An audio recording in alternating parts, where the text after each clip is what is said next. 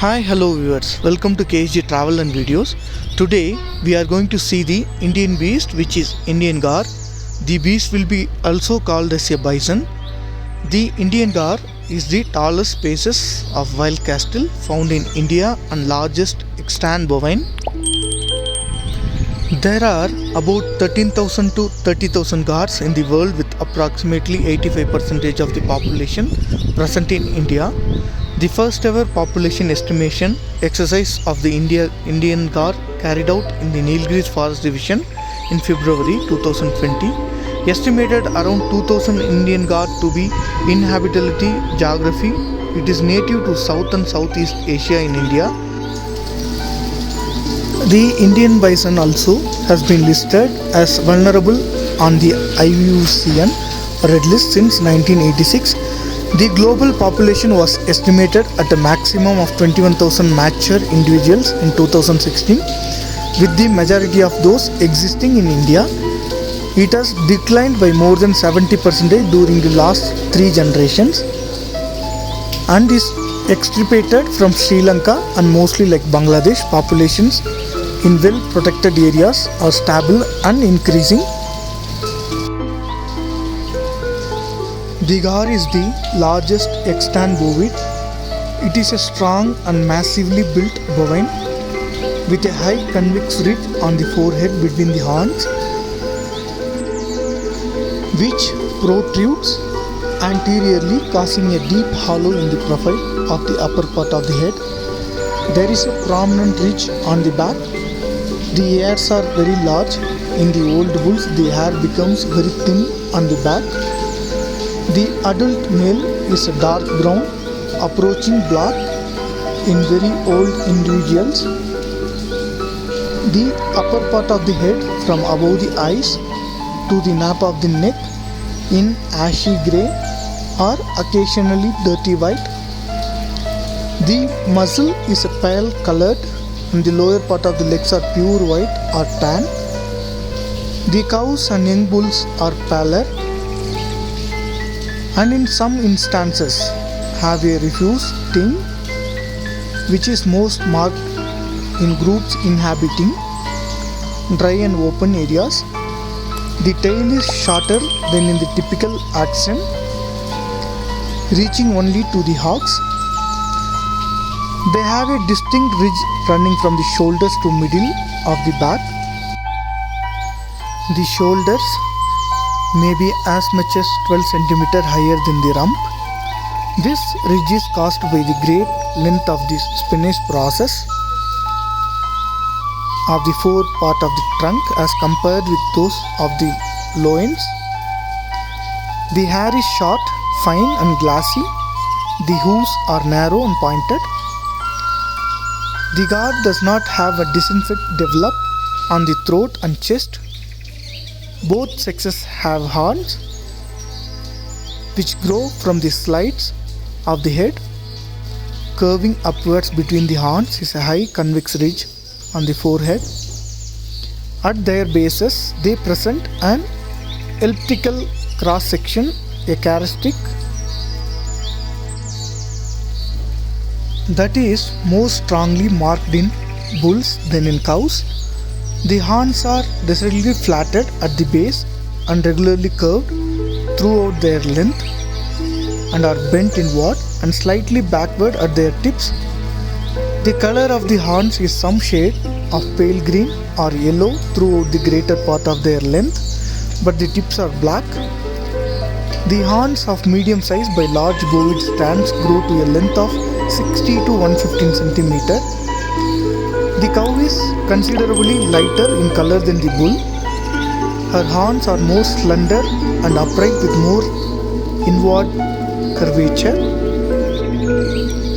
In young gaur, the horns are smooth and polished. In old bulls, they are rugged and dented at the base. The gaur has a head and body length of 250 to 330 cm with a 70 to 105 cm long tail and is 142 to 220 cm high at the shoulder, averaging about 168 cm.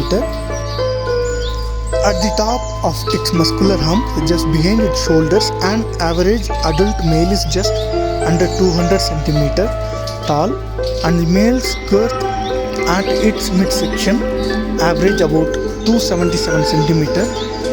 Males are about one-fourth larger and heavier than females. Body mass ranges widely from 440 to 1000 kg. In adult females, 588 to 1500 kg. In adult males, in generally measurements are derived from Gaurs. Indiangaur males average about 1500 kg and females weigh a median approximately 700 kg. In China, the shoulder heights of Gaurs ranges from 165 to 220 centimeter and bulls weigh up to 1500 kg. Gaurs are largely confined to evergreen forest or semi-evergreen and moist deciduous forest, but also occur in deciduous forest areas at the periphery of their range. Gaur habitat is characterized by large, relatively undisturbed forest tracts, hilly terrain below an elevation of 1500 meter to 1800 meter, availability of water, and an abundance of forage in the form of grasses, bamboo, shrubs and trees. Their apparent preference for hilly terrain may be partially due to the earlier conversion of most of the plains and other low-lying areas to croplands and pastures. They occur from sea level to an elevation of at least 2800 meter. In India, the population was estimated to be 12,000 to 22,000 in the mid of 1990s.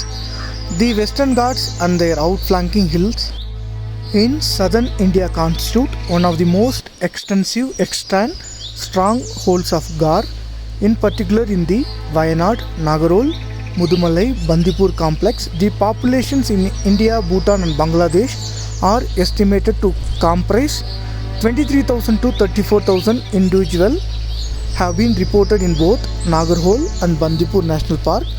Over 1,000 individuals in Tadoba Andari Tiger Project, 500 to 1,000 individuals in both Periyar Tiger Reserve and Silent Valley and adjoining forest complexes, and over 800 individuals in Bhadra Wildlife Sanctuary. Trishna Wildlife Sanctuary in southern Tripura is home to a significant number of individuals. The Gaur grazes and browses mostly the upper portions of plants such as leaf blades, stems, seeds and flowers of grass species, including kadam during a survey in the Bhagwan Mahavir Sanctuary and Mulam National Park. Gaurs were observed to feed on 32 species of plants. They consume herbs, young shoots, flowers, fruits of elephant apple with a high preferences for leaves. Food preference varies by season.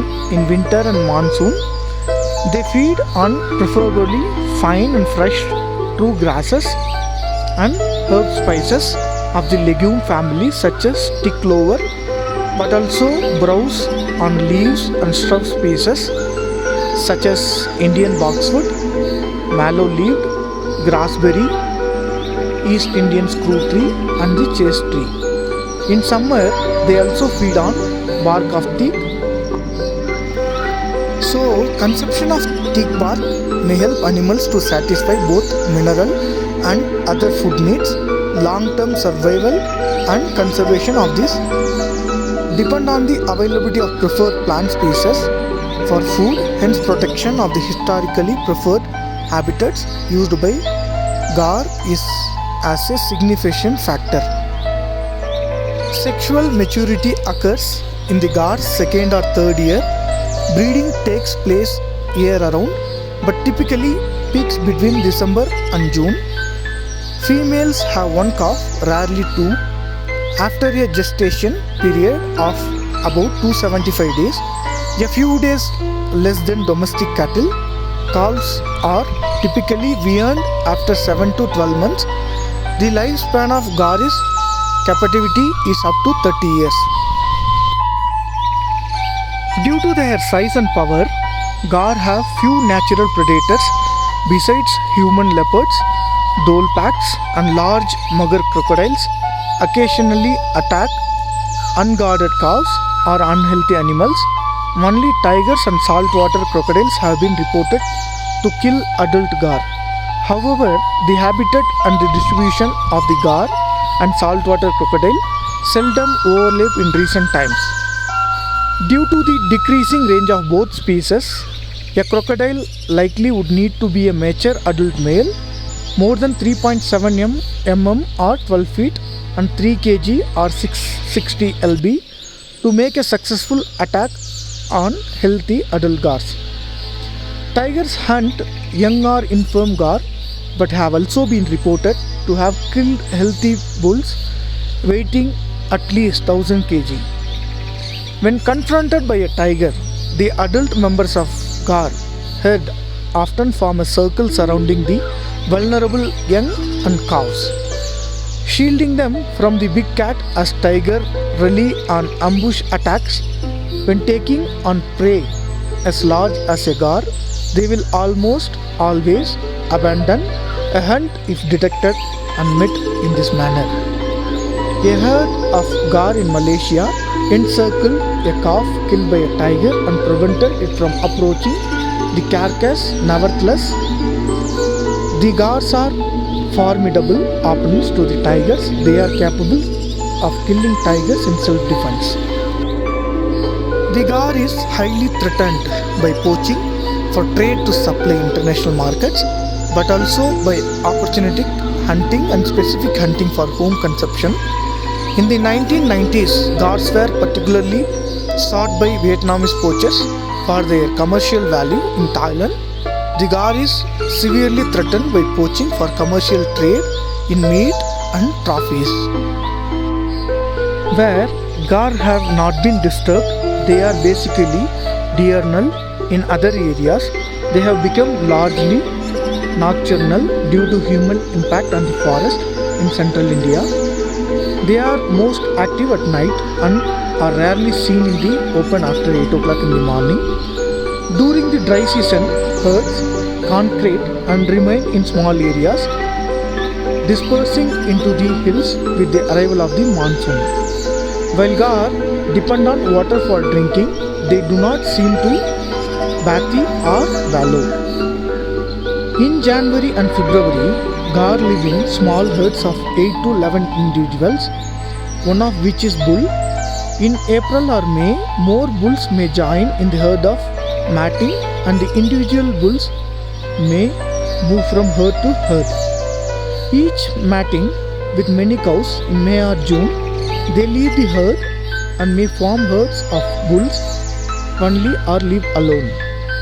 Herds wander 2 to 5 kilometers each day. Each herd has a non-exclusive home range and sometimes herds may join in the group of 50 or more. Gaur herds are led by an old adult female. The matriarch adult males may be solitary during the peak of breeding season. Unattached males wander widely in search of receptive females. No serious fighting between males has been recorded. With size being the major factor in determining dominance, males make a mating call of clear, resonant tones which may carry for more than 1.6 km. Gaur have also been known to make a whistling note as an alarm call and a low cow like moo. In some religions in India, where human disturbance is minor, the gaur is very timed and shy despite their great size and power. When alarmed, gaur crash into the jungle at a surprising speed. However, in Southeast Asia and South India, where they are used to be presence of humans, gaur are said by locals to be very bold and aggressive. They are frequently known to go into fields and graze alongside domestic cattle, sometimes killing them in fights. Gaur bulls may charge without provocation, especially during summer when the intense heat and parasitic insects make them more short-tempered than usual, to warn other members of its herd of approaching danger. The Gaur lets out a high whistle for help. The Gaur was also attached with Indian culture. The Gaur is the mascot of the 54th Infantry Division of the Indian Army, which is also called the Bison Division. The Gaur is the state animal of Goa and Bihar. The Red Gaurs were an extreme right-wing parliamentary organization active in Thailand during the 1970s. There are many things we can speak about Indian Gaurs or bison.